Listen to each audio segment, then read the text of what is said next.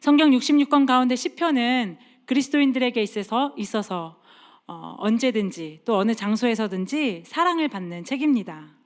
시편에는 사람들이 경험할 수 있는 인생의 기쁨과 슬픔, 소망, 그리고 절망, 감사, 모든 감정들이 담겨 있는 책이 시편이라고 할 수 있습니다. 시편의 궁극적인 주제는 하나님의 왕되심, 하나님의 주권, 모든 나라와 만물을 다스리시는 하나님의 하나님 되심입니다. 그러한 하나님께 우리가 어떻게 하나님을 찬양하고 감사해야 하는지 좋은 방법을 가르쳐주고, 때로는 견딜 수 없는 고통과 슬픔 가운데에서 하나님을 향해 나의 감정을 그대로 전달하며 쏟아내는 방법이 기록되어 있는 책이 바로 시편입니다. 그런 의미에서 시편은 하나님을 향한 예배의 방법을 알려주는 책이라고 할 수 있습니다. 우리의 예배에는 노래하고 춤추고 기뻐하며, 때로는 우리의 죄를 자백하고 슬픔과 분노를 표현하기도 합니다. 때로는 그 하나님께 간절하게 간구하기도 하며 하나님의 이름을 온 열방에 선포하는 것, 그것이 예배이며, 시편은 그러한 예배의 많은 방법들을 우리에게 말씀하고 있습니다. 하나님을 향한 시편 기자들의 시와 노래는 오늘을 살아가는 우리들에게도 많은 감동을 안겨줍니다. 그러나 시편은 단지 우리에게 감동만 주기 위해 쓰여진 말씀은 아닙니다. 하나님을 향한 시편 기자들의 고백은 오늘 우리를 향한 하나님의 말씀으로 주어졌습니다. 그렇기에 시편을 대하는 우리의 목적은 시편 기자들의 고백, 그들의 하나님을 빌려오는 것이 아니라 오늘 나의 하나님을 만나는 데에 있습니다. 오늘 본문 시편 23편은 우리가 너무나 잘 알고 사랑하는 본문입니다. 누구나 이 시를 사랑하고 또 암송합니다. 저도 언제인지 기억은 나지 않지만 저 역시도 언제부터인가 시편 23편은 아주 자연스럽게 암송을 하게 되었습니다. 우리 모두에게 너무나 익숙한 이 말씀을 통해서 오늘 하나님께서 우리에게 말씀하시는 것이 무엇인지 우리가 함께 발견하는 시간 되기를 소망합니다. 우리가 잘 아는 구약 성경의 인물의 대부분은 그들의 직업은 목자였습니다. 아브라함, 이삭, 야곱, 모세와 다윗도 목자였습니다. 창세기 46장 31절과 32절의 말씀에 요셉이 그의 형들과 아버지의 가족에게 이르되 내가 올라가서 바로에게 아뢰어 이르기를 가나안 땅에 있던 내 형들과 내 아버지의 가족이 내게로 왔는데 그들은 목자들이라 목축하는 사람들이므로 그들의 양과 소와 모든 소유를 이끌고 왔나이다 하리니. 이스라엘 사람들은 족장 시대부터 양을 쳐왔는데 애굽으로 내려갈 때에도 양들을 데리고 갔고 애굽에서도 양을 치며 살았습니다. 출애굽을 할 때에도 양들을 데리고 나갔고 광야 40년 생활에서도 양을 쳤습니다. 또한 약속의 땅 가나안 땅에 들어간 다음에도 그들은 농사를 지으며 양을 쳤습니다. 성경에는 대부분 농사 짓는 이야기보다는 양 치는 이야기가 더 많이 나옵니다. 그래서 농부 이야기보다는 목자 이야기가 훨씬 많습니다.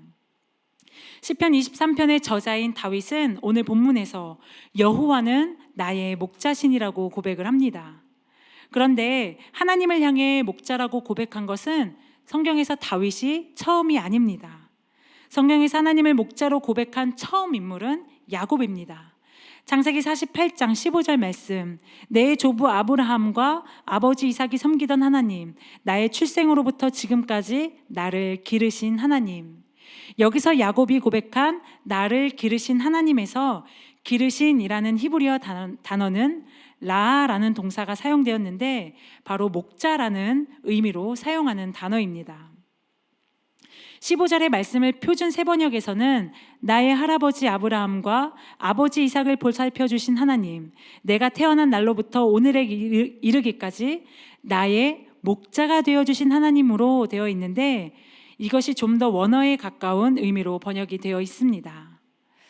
야곱은 그의 인생의 평생을 양을 치는 목자로 살면서 그가 경험한 하나님을 향해 하나님이 자신의 목자가 되어준다는 고백을 했습니다. 다윗도 마찬가지로 하나님을 나의 목자라고 고백하고 있습니다. 야곱이 그랬던 것처럼 다윗도 그가 경험한 하나님을 향한 신앙 고백이 나의 목자라는 것입니다.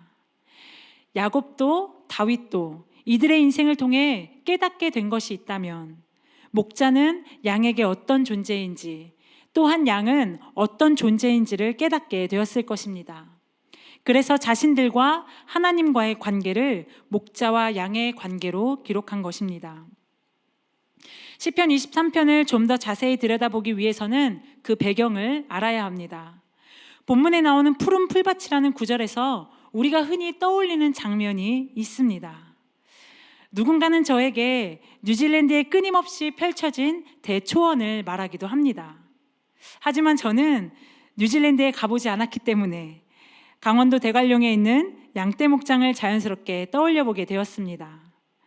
뉴질랜드는 가보지 않았지만 대관령에만 가보더라도 넓은 초원에서 정말 자유롭게 또 한가롭게 풀을 뜯는 양들만 보입니다. 양떼 목장을 한 바퀴 돌아보면 가장 높은 언덕에 집 한 채가 있습니다.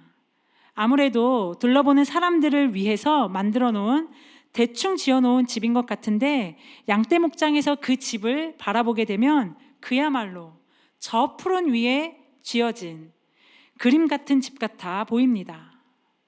그런데 미국의 유명한 작가 마크 트웨이는 1870년대 이스라엘에 다녀와서 이스라엘 양들이 돌을 먹고 산다고 말했습니다.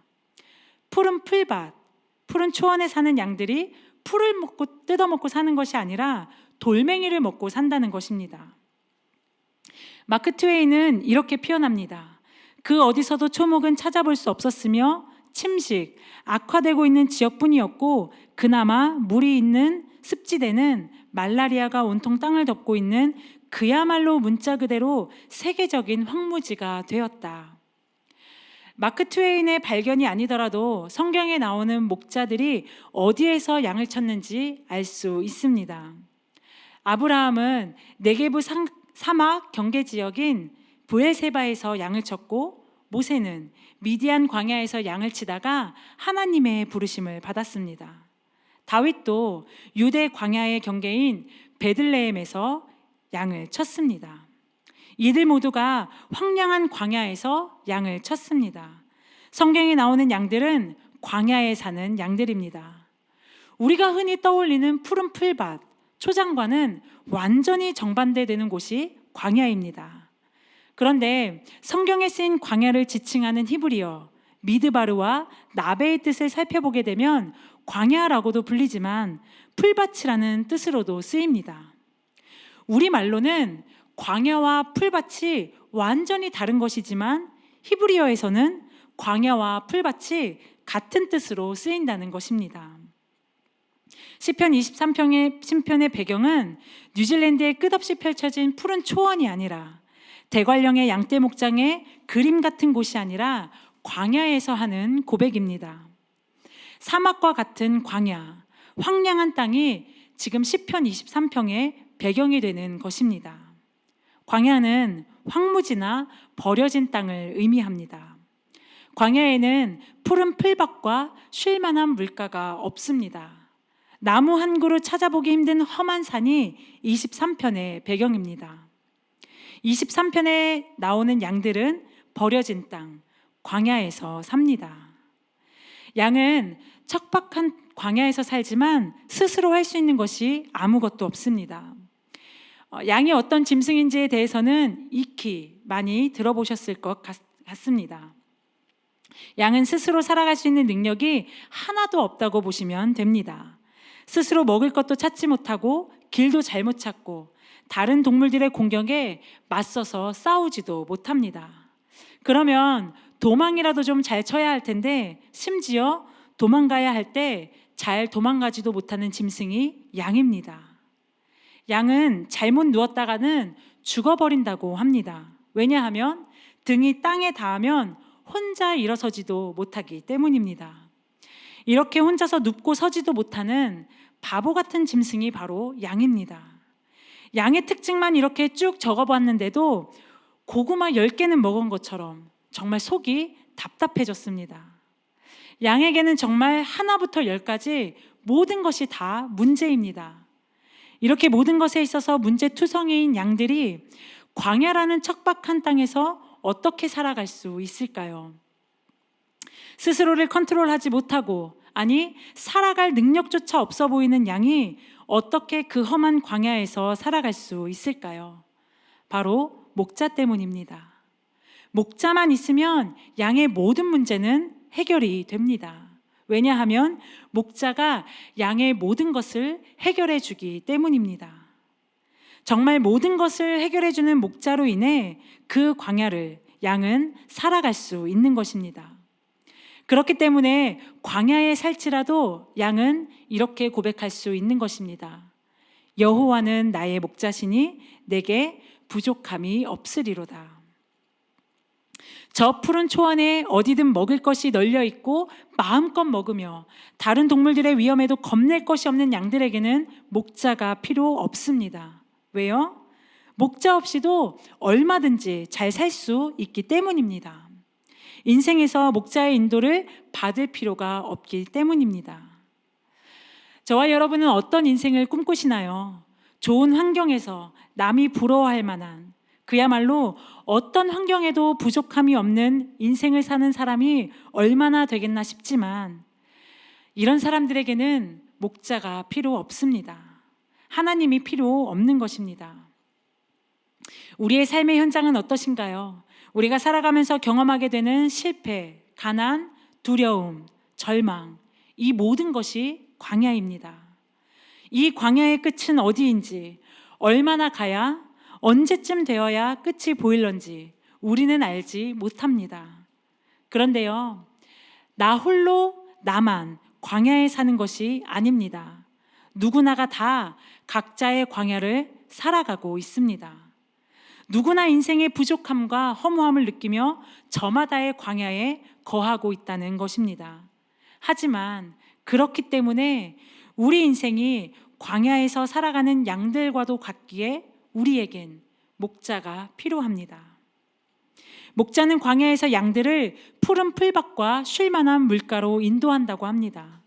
목자이신 하나님께서 광야에 살고 있는 양인 나를 푸른 풀밭에 편히 눕게 하시고 시원한 물가에서 쉬게 하신다는 이 상황을 머릿속에 보도만 하더라도 얼마나 행복해지는지 모릅니다. 광야를 걸어갈 때 푸른 풀밭과 쉴만한 물가를 얼마나 꿈꾸게 되는지 모릅니다. 우리 인생의 광야에서 우리는 푸른 풀밭과 쉴만한 물가가 펼쳐지도록 기도하기도 합니다. 그러나 내 인생의 여호와가 목자 되심으로 내가 부족함이 없다는 고백이 실제가 된다면 푸른 풀밭과 쉴만한 물가는 저절로 펼쳐지게 되는 것입니다.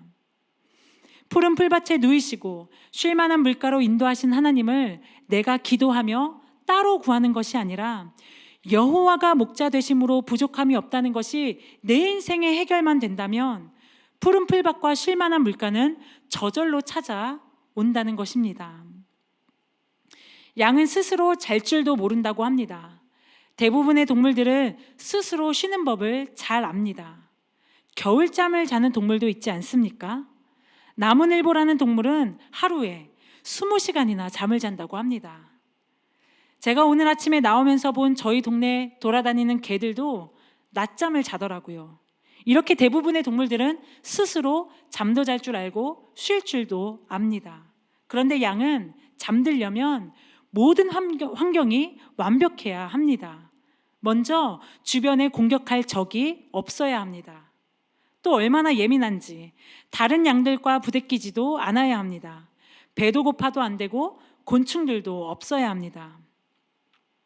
양에게 스스로 이렇게 잠들 수 있는 환경을 만들 능력이 있다면 문제가 되지 않겠지만 양은 이런 조건을 스스로 만들 수 있는 능력이 아예 없다는 것입니다.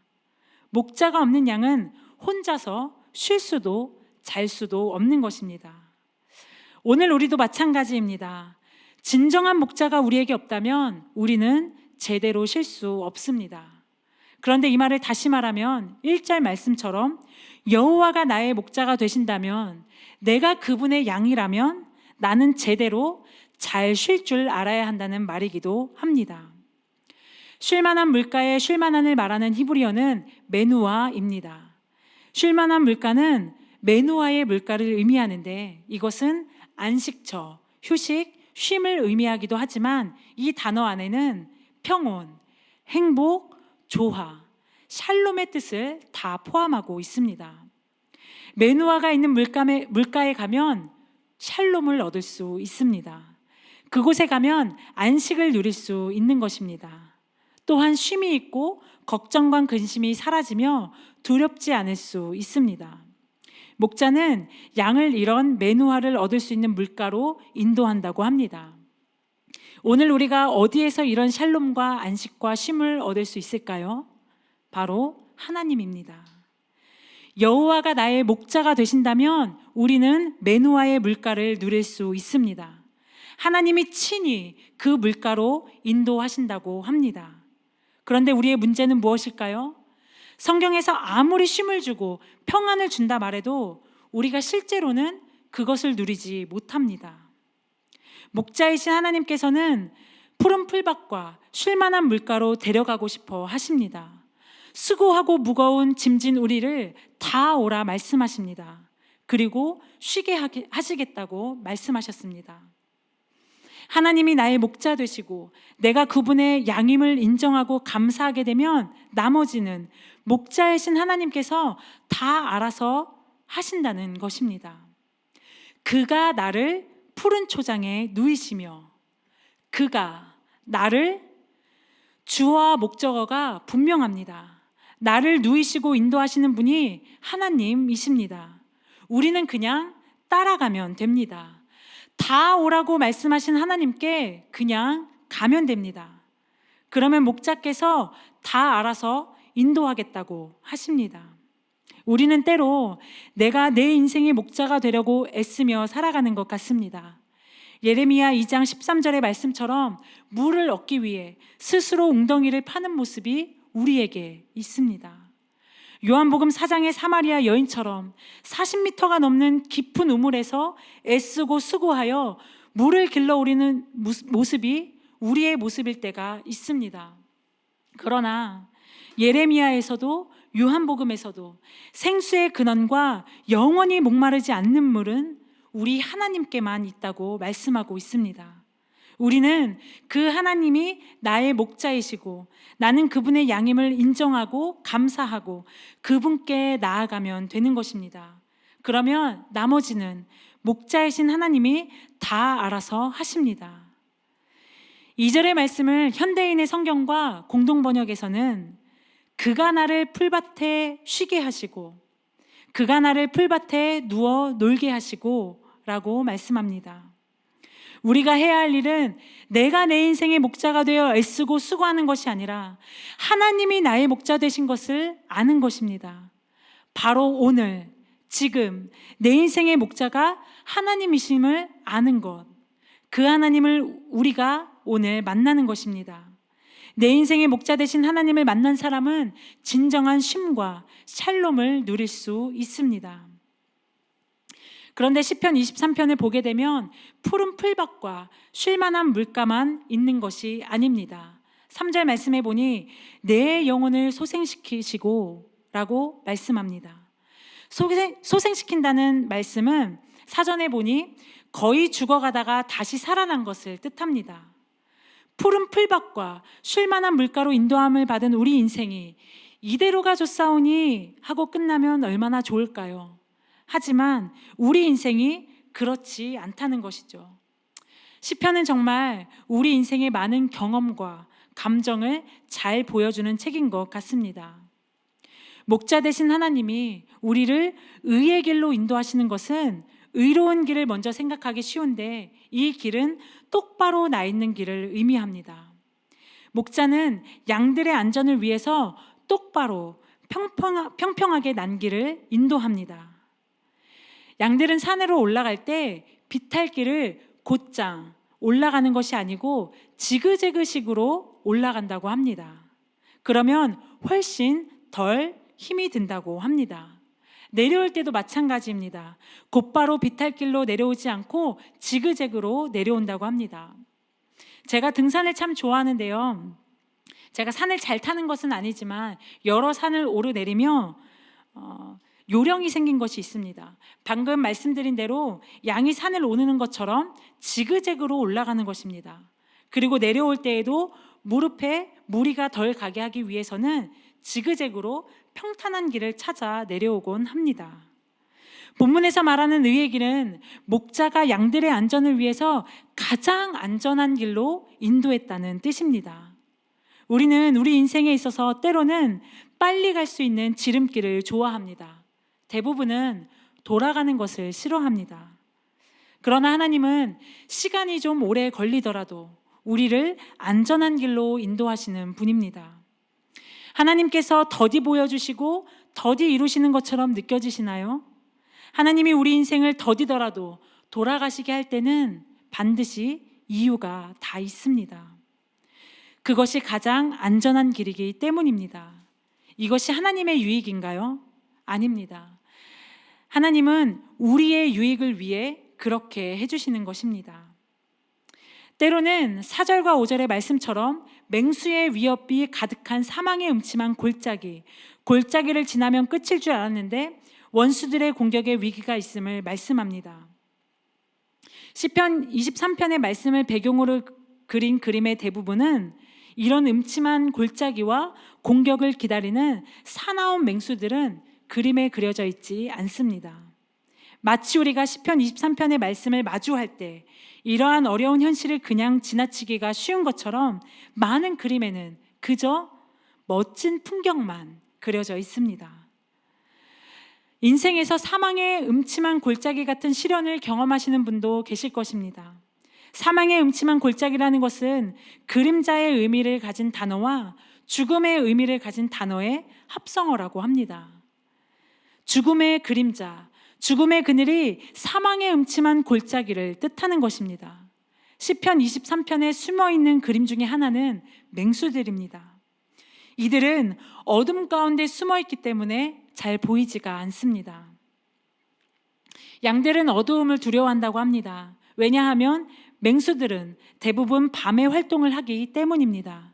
성경에서도 밤은 특별한 의미를 가지는 것 같습니다.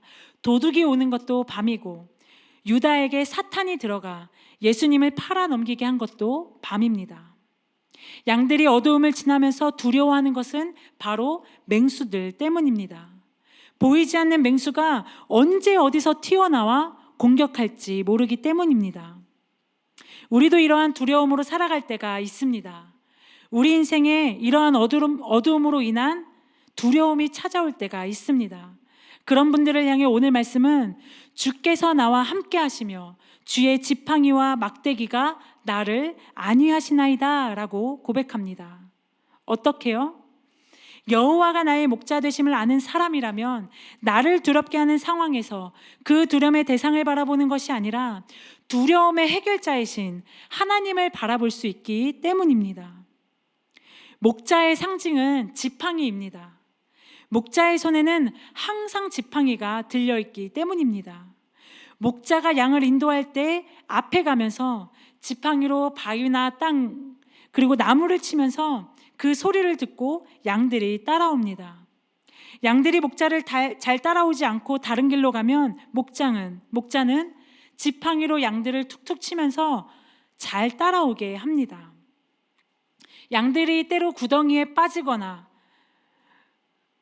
바위 틈에 끄게 되면 지팡이로 양을 건져주거나 걸린 양을 바위 틈에 낀 양을 빠져나오지 못하게 되면 지팡이로 목이나 다리에 걸어서 꺼내준다고 합니다. 우리도 살아가다 보면 구덩이에 빠지거나 숲풀에 걸려 넘어져 우리 힘으로는 도저히 빠져나오지 못할 것처럼 일어나지 못할 상황을 만날 때가 있습니다. 그럴 때마다 하나님은 그분의 손에 들린 지팡이로 우리를 구해 주실 것입니다. 신명기 5장 15절의 말씀을 함께 읽겠습니다. 너는 기억하라. 내가 애굽 땅에서 종이 되었더니 내 하나님 여호와가 강한 손과 편팔로 거기서 너를 인도하여 내었나니. 하나님의 권능의 손과 팔, 그분의 손에 들린 지팡이로 우리를 붙들어 주십니다. 넘어지지 않게, 빠지지도 않게 하시며, 넘어지더라도 일으켜 주시고 빠지더라도 우리를 건져내 주십니다. 주님의 지팡이는 언제나 우리를 일으켜 주시는 그분의 선하심이며, 주님의 지팡이는 우리를 건져주시는 그분의 인자하심이라는 것을 기억하는 저와 여러분이 되시기를 소망합니다. 시편 23편의 말씀은 사망의 음침한 골짜기를 지나면 인생의 두려움과 어두움이, 그 어려움이 사라진다고 말씀하지 않습니다. 사망의 골짜기를 지나왔음에도 여전히 원수들의 공격이 도사리고 있음을 말씀합니다. 하지만 이 사망의 음침한 골짜기를 지나온 양들은 더 이상 두려워하지 않습니다. 왜냐하면 양들의 곁에는 언제나 신실하게 그들을 지켜주는 목자가 있기 때문입니다. 이 시편을 지은 다윗은 이런 상황을 많이 경험했던 것 같습니다. 그렇기에 주께서 내 원수의 목전에서 내게 상을 차려주시고 라고 고백한 것입니다. 세번역 성경에서는 5절 말씀을 이렇게 말합니다. 주님께서는 내 원수들이 보는 앞에서 내게 잔치상을 차려주시고, 여기서 나오는 상은 우리에게 잘했다고 주는 보상의 상이 아닙니다. 이 상은 밥상, 테이블을 말합니다. 23편 양들에게 있어서 밥상은 풀밭입니다. 양들에게 있어서 풀을 마음껏 뜯어먹는 날은 잔칫날입니다. 그런데 이 잔치상이 언제 차려졌습니까? 원수들, 즉 일이나 늑대, 양들에게는 이들이 원수들입니다. 원수들은 잔치자리에 들어오지 못하고 구경만 하고, 양들은 안전하게 풀을 먹는 장면이 이 장면입니다. 다윗은 원수들이 보는 앞에서 테이블에 앉아 맛있는 음식을 먹는 것으로 묘사했는데, 고대 시대에서 테이블에 앉아 식사를 하는 사람은 그리 많지 않았습니다. 예수님 당시에도 보통 사람들은 상 없이 바닥에 앉아서 음식을 먹었고, 부자나 높은 신분의 사람들만 테이블에서 음식을 먹었습니다. 구약시대에서 테이블에 음식을 차려놓고 먹는 이 사람은 아주 특별한 신분의 사람이었는데 바로 왕이었습니다. 왕과 왕의 가족만이 테이블에 음식을 차려놓고 의자에 앉아 음식을 먹었습니다. 다윗이 고백한 하나님은 우리를 그 귀한 왕의 자리에 앉히신다고 고백하고 있습니다. 하나님께서 우리를 아주 특별한 사람으로 귀하게 여겨주신다는 것입니다. 소홀히 여기지 않는다는 고백입니다. 우리를 귀히 여기시는 증거는 바로 이어서 말씀에 나오는데, 바로 우리의 머리에 기름을 부어주셨다는 것입니다. 잔치자리에서 기름을 붓는다는 것 또한 귀한 손님에게만 행해지던 일이었습니다. 이 일이 지금 어디에서 일어났습니까? 바로 원수가 보는 앞에서 일어난 것입니다. 우리의 삶에서는 우리를 소홀하게 대하고 귀히 여겨주지 않는, 함부로 대하는 사람을 만날 때가 있습니다. 아니, 정말 원수 같은 사람을 만날 때가 있죠. 그러나 우리 하나님은 어떤 분이신가요? 기름을 내 머리에 부어주시며 나를 함부로 대하지 않고 소홀히 여기지도 않으시며 우리를 왕처럼, 제사장처럼, 기름 부음 받은 예언자처럼 귀하게 여기며 대접해 주시는 분이십니다.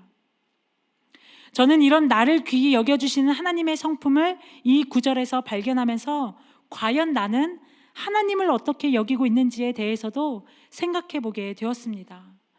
우리를 귀히 여기시는 하나님처럼 우리도 하나님을 그렇게 대하고 있는지, 우리는 하나님을 어떻게 대하고 있는지 점검해 봐야 합니다. 사실 저에게 시편 23편의 말씀, 특별히 1절에 여호와는 나의 목자시니 내가 부족함이 없습니다 라는 이 고백이 나의 고백, 내 삶의 실자가 된 것은 부끄럽게도 얼마 되지 않았습니다. 내 인생에 있어서 하나님이 나를 인도하는 목자가 되시니 그것만으로 내 인생은 부족함이 없습니다 라는 그 인생이, 그 고백이 내 인생의 실자가 되기까지는 제 계산에서 시간이 좀 걸렸던 것 같습니다.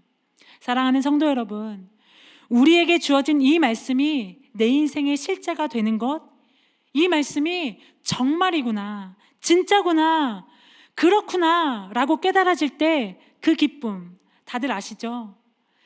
말씀을 설교를 통해 듣거나 묵상을 할 때 나에게 감동이 되고 은혜가 되는 말씀이 될 때가 있습니다. 하지만 우리는 이 말씀이 단지 나에게 좋은 느낌과 감동만 주는 말씀인지 아니면 내 인생을 이끌어가는 실제가 되는 것인지에 대한 질문을 던질 필요가 있습니다. 왜냐하면 말씀은 우리에게 감동을 주기 위해 쓰여진 것이 아니기 때문입니다. 신앙은 감동과 좋은 느낌이 아니라 말씀으로 나타나신 하나님이 오늘 나에게 일어나는 실제가 되어야 하는 것이기 때문입니다. 시편 34편 8절은 이렇게 말씀합니다. 너희는 여호와의 선하심을 맛보아 알지어다. 오늘 우리도 너무나 잘 아는 이 시편 23편을 통해 다윗이 경험했던 하나님을 나도 경험하고 고백할 수 있어야 할 것입니다. 하나님을 목자로 고백하고 그렇게 믿고 살아가는데 여전히 왜 우리 삶은 광야와 같을까라는 생각을 하시는 분이 있을 것입니다. 하나님을 믿는 우리가 살아가는 현장이 광야라는 것이 전혀 이상한 것이 아니라 오늘 말씀에서 살펴본 대로 양은 원래 광야에서 살아갑니다. 우리가 사는 곳은 원래 광야라는 것입니다.